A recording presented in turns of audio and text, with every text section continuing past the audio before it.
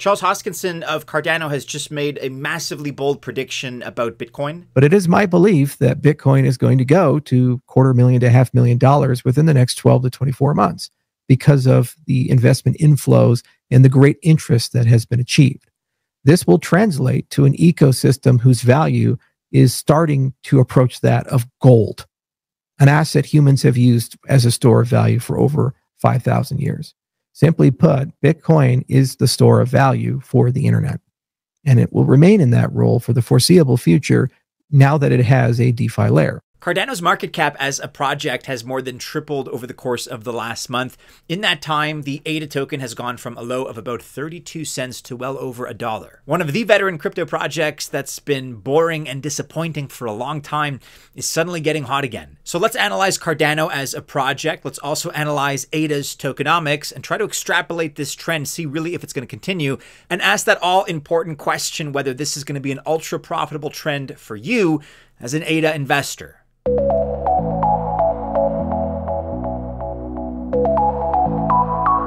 Welcome to the channel. My name is Maddie and this is Altcoin Buzz. I wish you all the best of luck if you choose to invest, whether that's into ADA, if you're a big Cardano fan, or any of the many other altcoins that we discuss on this channel. I wish you very, very well. Just remember that I'm not a financial or investment advisor, and that means by extension that this video is not official financial or investment advice. So what is going on exactly? And why is Cardano now all of a sudden doing things like adding 13,000 new wallets in 24 hours, as we looked at a moment ago?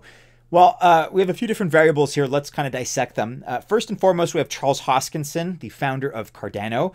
He's now purportedly, and by all accounts, consulting with the Trump administration in regards to, I should say, crypto policy. Now, Hoskinson himself is a controversial figure, and some believe that he has kind of held back Cardano's adoption given his decisions. That's a matter of debate, but that's the contention of some. Hoskinson likes to pick fights with just about everyone and kind of enjoys playing the victim to people who haven't truly wronged him. That's at least some people's view. I'm just kind of putting it out there. But he also has his fans, and there are a lot of positives for sure. He's an innovator, first and foremost. He loves crypto, genuinely, and he is positioning himself and Cardano to benefit hugely from the Trump administration. President-elect Trump is shaping up to be the most crypto-friendly president ever, and that includes himself in his last presidency. Even whales and institutions are getting in heavily into the action. They're buying Cardano and ADA based on this optimism. They feel that Hoskinson will position Cardano to gain more than a lot of other projects out there, and he will also have a very positive influence over White House crypto policy, which is valuable in and of itself. One of the biggest policy proposals that President-elect Trump is considering is no capital gains tax on crypto issued by U.S. projects. It's hard to picture a scenario where we have a project whose leader is in deep helping positively influence crypto policy, and then that project does not benefit from the influence. That's kind of a hard scenario to picture. Cardano is in an amazing position right now, thanks to Hoskinson. And in a move that's actually pretty great for the industry and very unselfish, Hoskinson just endorsed Coinbase CEO Brian Armstrong for a role on the crypto policy team as well. Taken all together, these things are very bullish for crypto in the context of upcoming United States policy so far. And we have no hard evidence just yet, but thanks to Hoskinson and Cardano working closer with Bitcoin, there is reason to believe that Hoskinson is also in favor of this new idea that's been floated around so regularly recently, the Bitcoin Strategic National Reserve. We have, of course, Senator Loomis from Wyoming, who's been an active proponent on that topic. And actually, we're going to be discussing more in terms of Cardano and Bitcoin in just a moment. But the point is, there are many controversial opinions about Charles Hoskinson as the leader of a project. I think any great leader is going to attract controversy in one form or another.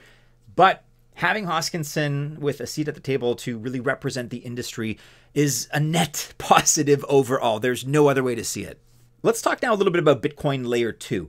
Because one thing that you may not know or remember about Cardano is just how compatible it is with Bitcoin. Cardano is actually one of the few chains, aside from Bitcoin, Litecoin, and all the Bitcoin forks, so Bitcoin Cash, for example. Cardano is one of the few chains that use the UTXO model. UTXO, or unspent transaction outputs, are where your outputs show your change. So this is kind of like when you give, let's say, a $20 bill for something that's $12, and then you get $8 in change in return. That $8 is your unspent output. This is actually very different from the account model that everyone else uses, all the other projects. If you have 20 USDT, for example, on any EVM network, and you send $12 to someone else to pay for something, you have a new account balance of $8. And the thing is, there are lots of benefits to using the UTXO model, but the most obvious for Cardano is that it can seamlessly integrate things with Bitcoin. And that's exactly what the project seems to be doing. Cardano will be acting as a Bitcoin layer 2. It'll be a smart contract layer for Bitcoin. And the Bitcoin OS allows for programmability and more between the Bitcoin and Cardano chains. People love this kind of integration, and you're already seeing the marketing and branding of Cardano as smart contracts for Bitcoin, effectively, or even the DeFi layer for Bitcoin. We feel that this is a great move for Cardano and one of the explanations for its great recent performance. Cardano already had some positives going for it, like a super high percentage of stakers of ADA, and that represents, of course, a very loyal, active community. But what it also has been is relatively isolated from other chains, if we're going to be honest. And that has hurt adoption, at least in terms of growth. That critique is slowly now starting to go away. So this is very good to see, very encouraging. Bitcoiners are going to find safe, new, and compatible ways to use their Bitcoin. And the thing is, both communities should grow as a result of working together. It seems the only downsides of a deal of this type are for existing Bitcoin layer 2s. But then again, Ethereum had a ton of layer 2s, and there will clearly be more than one winner in terms of that landscape. And that's also what could happen here with Bitcoin as well.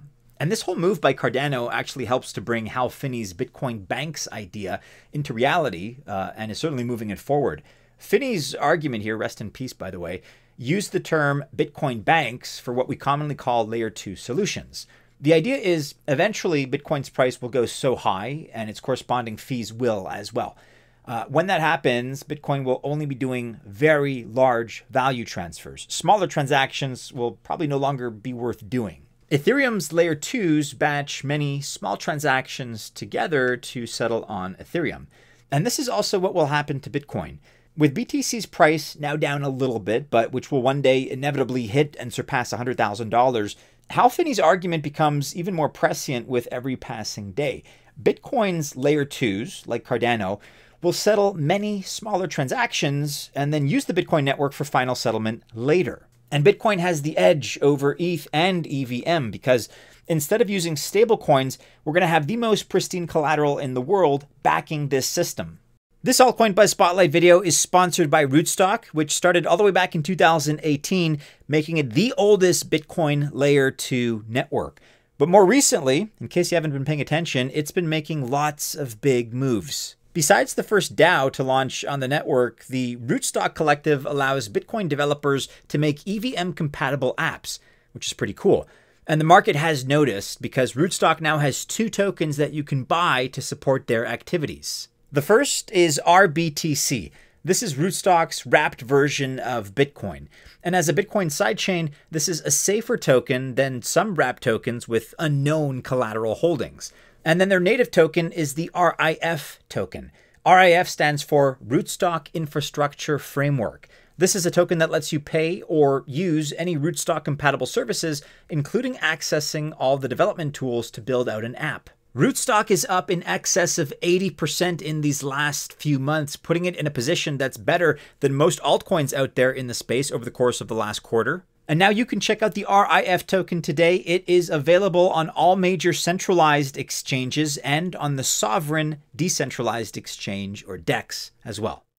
Now, the developments that we've discussed here earlier in the video are massive. It's why Cardano and ADA are regaining people's attention right now, deservedly so. But it's also important to remember that Cardano still has some pretty tremendous fundamentals as well.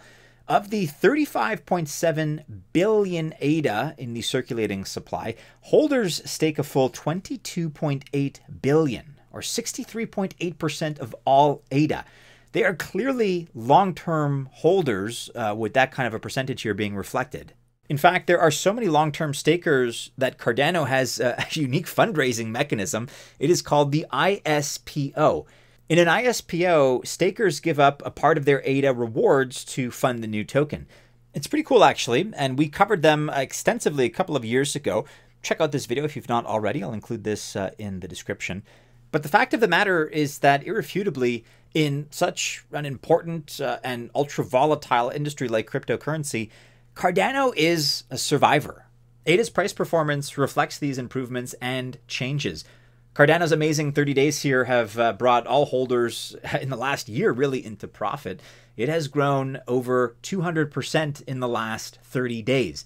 Now, the bear market lows, if we zoom out a little bit here, were in January of 2023, 24 cents at that time. And holders since then have made over 250% ROI, return on investment.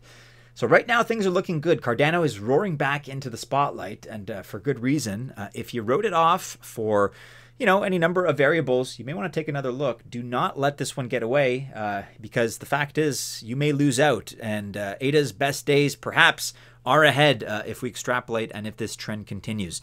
So realistically, how high can ADA go this cycle?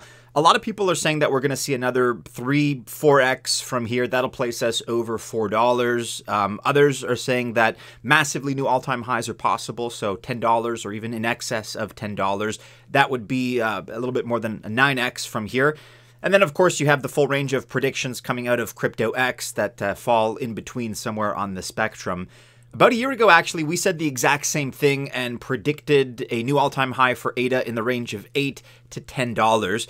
But really, it just comes down to sentiment, investor sentiment, the health of the market, and that ultimately boils down to what everybody thinks and what you think. Where do you think the price of Cardano and ADA is going to go? Be sure to let me know your take about this in the comments below.